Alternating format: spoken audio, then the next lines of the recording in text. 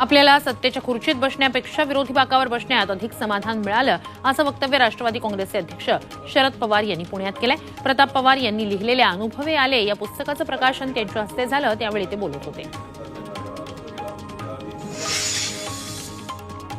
लालकृष्ण अडवाणींना भारतरत्न पुरस्कार जाहीर झाल्याबाबत शरद पवारांनी त्यांचं अभिनंदन केलं. अडवाणी संसदेत अनेक वर्ष होते. रथयात्रेतील अपवाद वगळता त्यांचा कधीच पराभव झाला नाही, असंही पवार म्हणाले. लालकृष्ण अडवाणी यांना जाहीर झालेला भारतरत्न पुरस्कार म्हणजे फार्स आहे, अशी टीका वंचित बहुजन आघाडीचे प्रमुख प्रकाश आंबेडकर यांनी केली.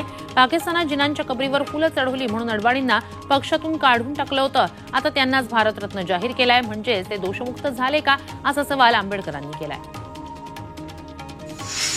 लालकृष्ण अडवाणींना भारतरत्न पुरस्कार जाहीर झाल्याबद्दल उपमुख्यमंत्री देवेंद्र फडणवीस यांनी आनंद व्यक्त केलाय.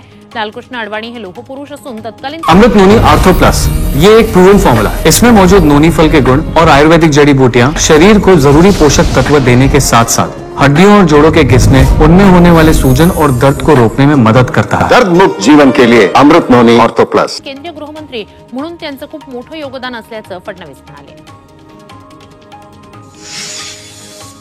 राज्यातील शेतकऱ्यांच्या परदेश अभ्यास दौरा आयोजित करण्यात आलेला आहे. मात्र यासाठीचे अर्ज अकोला कृषी विभागाकडून स्वीकारले जात नसल्याचं समोर आलंय. यासाठी 5 फेब्रुवारी शेवटची तारीख असतानाही अकोला कृषी विभाग जिल्हास्तरीय क्रीडा आणि सांस्कृतिक महोत्सवाच्या जल्लोषातच हरवलाय, अशी शेतकऱ्यांची तक्रार आहे.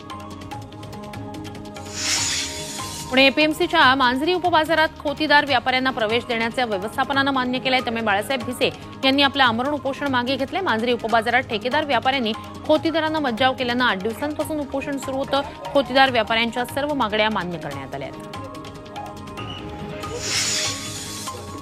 अकोल्यातील बाळापूर महावितरण केंद्रातून दिवसा वीज मिळावी यासाठी कांदा उत्पादकांनी आंदोलन केलं. यावेळी पाण्याअभावी सुकलेलं कांद्याचं रोप शेतकऱ्यांनी आणलं होतं. तर राष्ट्रवादीचे आमदार अमोल मिटकरींच्या मध्यस्थीनंतर प्रशासनानं दिवसा वीज देण्याचं मान्य केलंय. त्यानंतर हे आंदोलन मागे घेण्यात आलं.